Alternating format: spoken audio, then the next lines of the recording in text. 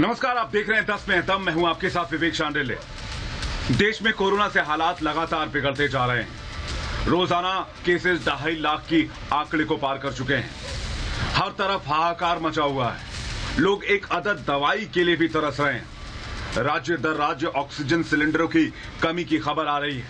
अस्पतालों में बेड्स कम पड़ने लग गए हैं। यही नहीं, शमशानों और कब्रिस्तानों के बाहर भी कतारें लग रही हैं।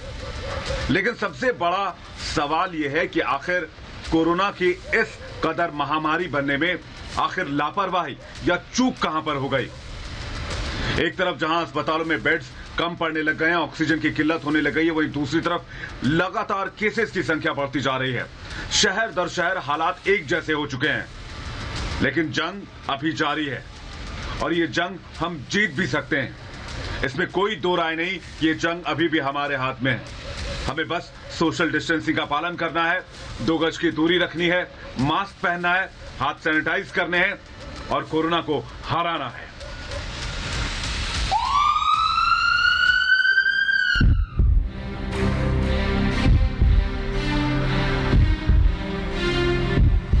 गुजारिश कर रहे हैं कम से कम ऑक्सीजन लाइफ टाइम दे। राम भरोसे आप जाइए, जिए चाहे मरिए। 20 लोग मारे गए, 20 लोग।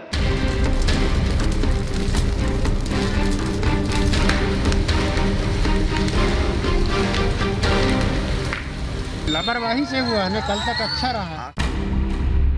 ये दर्द एक पिता का है जिसने सरकारी बदइंतजामी के चलते अपने जिगर के टुकड़े को खो दिया।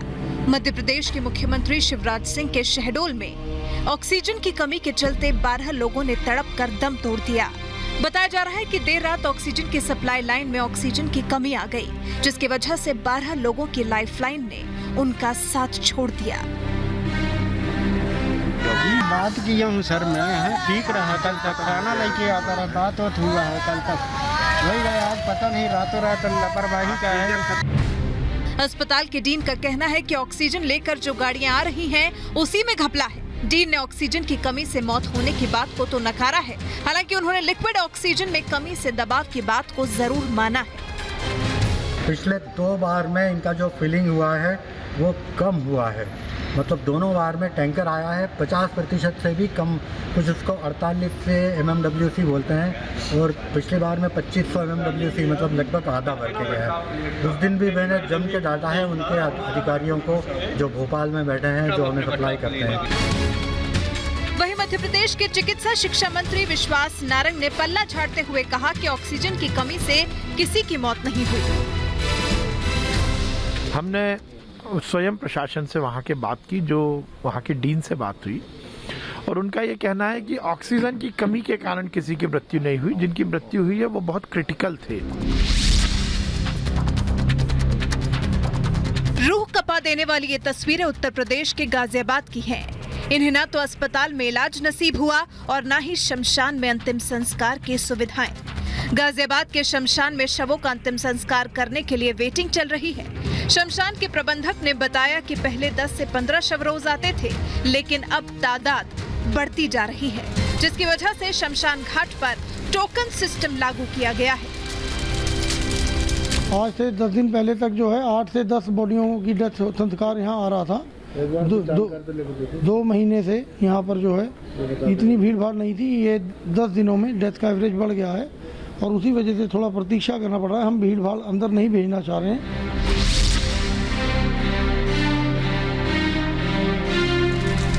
वहीं उत्तर प्रदेश में कोरोना के कहर से कोहराम मचा हुआ है। भैरव घाट शमशान पर शवों का अंतिम संस्कार करने के लिए लकड़ियों की कमी पड़ रही है। गाजियाबाद की ही तरह पहले यहाँ भी अंतिम संस्कार के लिए रोजाना 14 से 15 शव आते थे, लेकिन अब इनकी तादाद बढ़कर 60 से 70 पहुँच चुकी है। लकड़ी व्यापारी अनूप तिवारी का कहना है कि प्रशासन की तरफ से कोई मदद नहीं मिल रही है। इतनी 55 साल की मेरे उम्र में आज तक मैंने देखा ही नहीं है इतनी जो बॉडियाँ जितनी आ रही हैं अभी तक, करीब 10-12 रोज से ऐसा हुआ है। उत्तर प्रदेश की राजधानी लखनऊ में ऑक्सीजन सिलेंडर के लिए मारामारी हो रही है। जहां अस्पताल में लोगों को बिस्तर नहीं मिल रहा है, वहीं ऑक्सीजन सिलेंडर की किल्लत उन्हें और ज्यादा परेशान कर रही है। एक ऑक्सीजन सिलेंडर सप्लाई करने वाली एजेंसी पर लोगों का हुजूम उमड़ पड़ा। क्योंकि सभी को अपनी सांसों की फिक्र है।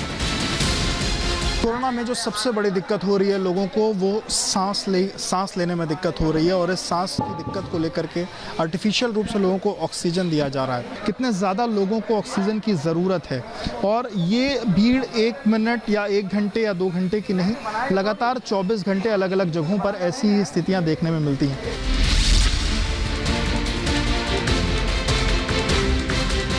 राजस्थान की गहलोत सरकार तो सिर्फ गाल ही बजा रही है। कोरोना मरीजों को अस्पताल में बिस्तर नहीं मिल रहा तो वो एम्बुलेंस में ही अपनी सांसों को थामे अपनी बारी का इंतजार कर रहे हैं।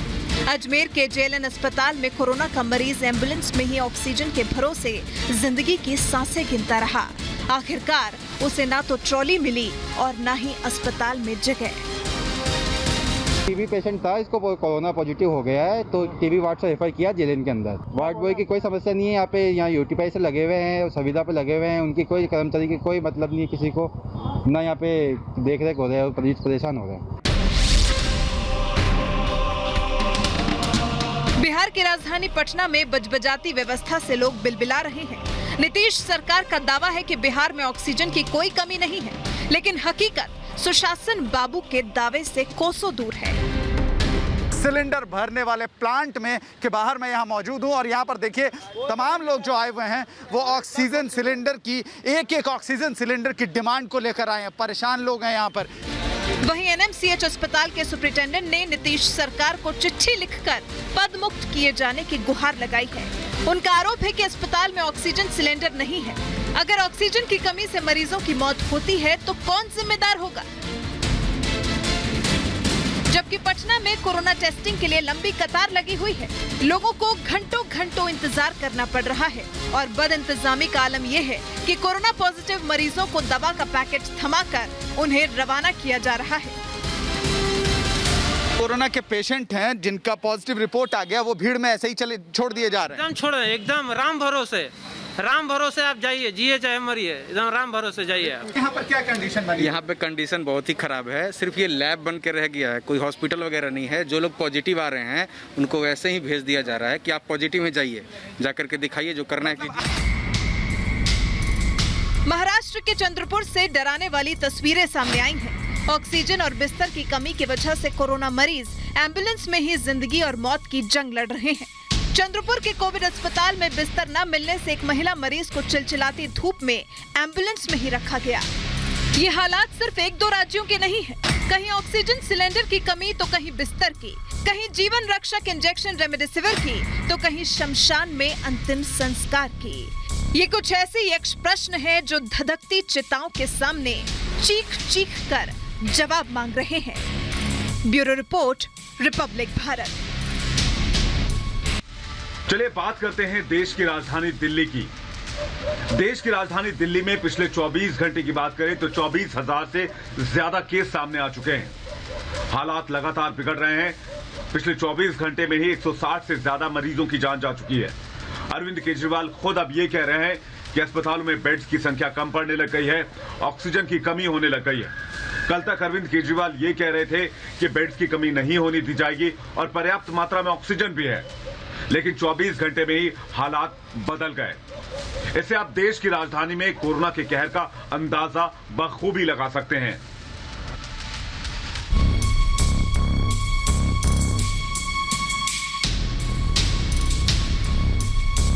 देश की राजधानी दिल्ली में हर दिन बढ़ते कोरोना के आंकड़े दहशत पैदा कर रहे हैं। दिल्ली के हालात कितने नाजुक हैं, ये खुद दिल्ली के मुख्यमंत्री अरविंद केजरीवाल भी बता चुके हैं। हमें बेड्स की और ऑक्सीजन की बहुत ज्यादा जरूरत है। भले ही सरकारें बेकाबू कोरोना पर लगाम लगाने के लिए हर संभव कोशिश कर रही हों, लेकिन कोरोना का मीटर रुकने का नाम नहीं ले रहा। पिछले 24 घंटे में कोरोना के 24,375 नए कोरोना के मामले आए और करीब 167 शव 2 गज जमीन के लिए कतार में लगे हैं। दिल्ली के ये हालात डराने वाले हैं। दिल्ली के मौजूदा हालात ऐसे हैं कि मुख्यमंत्री केजरीवाल ऑक्सीजन और बेड की कमी के चलते प्रधानमंत्री मोदी से मदद की गुहार लगा रहे हैं। दरअसल दिल्ली में संक्रमण दर 30% तक पहुंच चुकी है। राजधानी में 100 से भी कम आईसीयू बेड बचे हैं, जिसके चलते मुख्यमंत्री केजरीवाल केंद्र से 7 से 10 हजार बेड की मांग कर रहे हैं। दिल्ली में स्कूलों को कोविड सेंटर बनाया जा रहा है। हमें बेड्स की और ऑक्सीजन की बहुत ज़्यादा ज़रूरत है। आज सुबह श्री अमित शाह जी से भी मेरी बात हुई फ़ोन के ऊपर, उनको भी मैंने बताया कि बेड्स की बहुत ज़्यादा ज़रूरत है। Yamuna sports complex, commonwealth games, Radha Soami Satsang वाला ब्यास वाला जो केंद्र था उसको दोबारा चालू कर रहे हैं। कई स्कूलों के अंदर भी बेड्स लगाए जा रहे हैं और उनको हॉस्पिटल्स के साथ अटैच किया जा रहा है। राजधानी में ऑक्सीजन की किल्लत, यही नहीं दिल्ली में ऑक्सीजन की भी कमी है और ऑक्सीजन की सप्लाई न होने से अस्पताल में मरीजों का इलाज होना बेहद मुश्किल होता जा रहा है। दिल्ली के डिप्टी सीएम मनीष सिसोदिया ने कहा है कि ऑक्सीजन की कमी लगातार बढ़ रही है। दिल्ली के बहुत सारे अस्पतालों में, जिसमें गवर्नमेंट हॉस्पिटल भी हैं और प्राइवेट हॉस्पिटल भी हैं, उनमें इस वक्त ऑक्सीजन की काफ़ी शॉर्टेज है। तुरंत उनकी ऑक्सीजन नहीं बढ़ाई गई और जिस तरह से पेशेंट्स बढ़े हैं और पेशेंट्स की रिक्वायरमेंट भी बढ़ रही है, तो अगर उनकी ऑक्सीजन नहीं बढ़ाई गई तो स्थिति बहुत क्रिटिकल हो सकती है। कई बेड्स उनको बंद करने पड़ सकते हैं।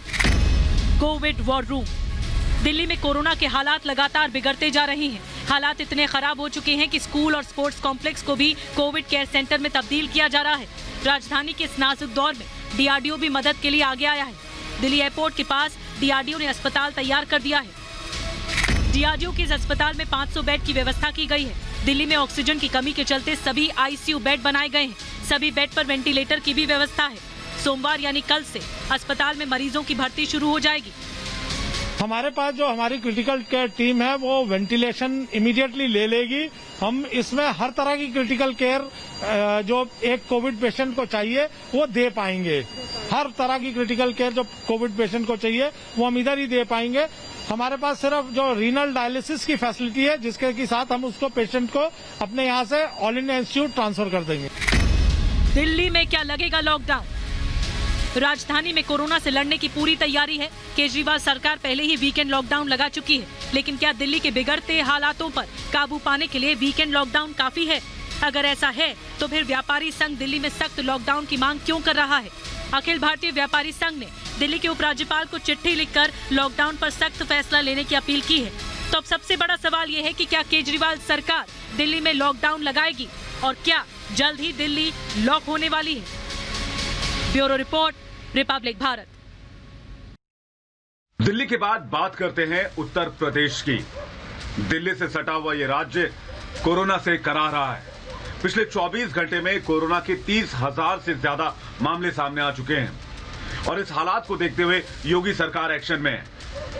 उत्तर प्रदेश के मुख्यमंत्री योगी आदित्यनाथ ने आज टीम 11 के साथ बैठक की और हालात की समीक्षा की। उन्होंने ये समीक्षा की कि प्रदेश में अस्पतालों में और इस तरह के इलाजों में अभी फिलहाल ताजा स्थिति क्या है। लेकिन सबसे बड़ी बात उत्तर प्रदेश में यह है कि उत्तर प्रदेश में सख्ती बहुत ज्यादा बढ़ा दी गई है। बगैर मास्क के घर से बाहर निकलेंगे तो 1,000 रुपए का पहली बार में चालान होगा और अगर दूसरी बार पकड़े जाते हैं तो 10,000 रुपए के चालान काटे जा रहे हैं। यानी कोरोना से लड़ाई के लिए मास्क एक महत्वपूर्ण हथियार है, लेकिन कोरोना तेजी से फैल भी रहा है।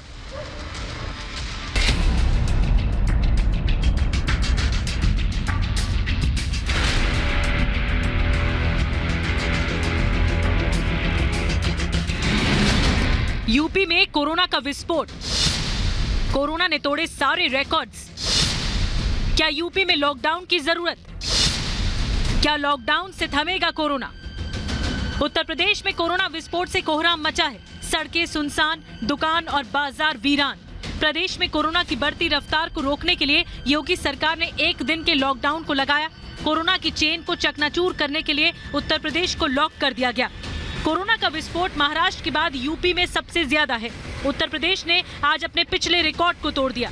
यूपी में 30,594 नए कोरोना के मामले दर्ज किए गए और पिछले 24 घंटे में कोरोना से करीब 129 लोगों की जान जा चुकी है। यूपी में कोरोना के करीब 1,50,676 एक्टिव केस हैं और पूरे प्रदेश में कोरोना से अब तक 9,703 लोगों की मौत हो चुकी है। आज जिस तरीके से संडे को लॉकडाउन था, उसका सबसे बड़ा कारण ये था कि पूरे प्रदेश में सैनिटाइजेशन होना था।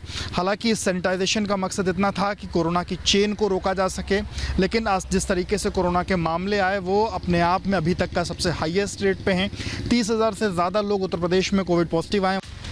यूपी में बढ़ते कोरोना के खतरे को देखते हुए प्रधानमंत्री नरेंद्र मोदी ने अपनी संसदीय क्षेत्र वाराणसी के हालात का जायजा लिया। उन्होंने जिले के अधिकारियों और डॉक्टरों के साथ वर्चुअल बैठक की। बैठक में प्रधानमंत्री मोदी ने वाराणसी में टेस्ट, ट्रेसिंग और ट्रीटमेंट पर जोर दिया। दरअसल वाराणसी में पिछले 24 घंटे में कोरोना के करीब 1700 नए मरीज मिले और वहीं यूपी में ऑक्सीजन की कमी को लेकर योगी सरकार एक्शन में है। मुख्यमंत्री योगी ने प्रदेश में 10 नए ऑक्सीजन प्लांट बनाने का फैसला किया है। मुख्यमंत्री ने हर अस्पताल में 36 घंटे ऑक्सीजन बैकअप रखने के आदेश दिए हैं। बढ़ते कोरोना के कहर से प्रदेश में कंटेनमेंट जोन में सख्ती बरतने के लिए कहा गया है। साथ ही मुख्यमंत्री योगी ने रेमडेसिविर इंजेक्शन की उपलब्धता बरकरार रखने के निर्देश भी दिए हैं, यानी दिल्ली जैसे हालात उत्तर प्रदेश में न बन जाएं, इसलिए मुख्यमंत्री योगी आदित्यनाथ ऑक्सीजन की कमी से पहले ही इंतजाम कर रहे हैं। साथ ही रक्षा मंत्री राजनाथ सिंह के निर्देश पर डीआरडीओ भी लखनऊ में 2 स्पेशल कोविड अस्पताल बना रहा है। इनमें से एक अस्पताल 250 से 300 बेड्स की क्षमता वाला है और दूसरे अस्पताल में 500 से 600 बेड का इंतजाम होगा। ये माना जा रहा है कि लखनऊ में डीआरडीओ की तरफ से 2 अस्पताल बनाए जाएंगे और इसमें तकरीबन 250 से 300 की क्षमता का एक अस्पताल होगा। और मैं जिस वक्त जहां मौजूद हूं, ये गोल्डन ब्लॉसम रिजॉर्ट का एक हॉल है।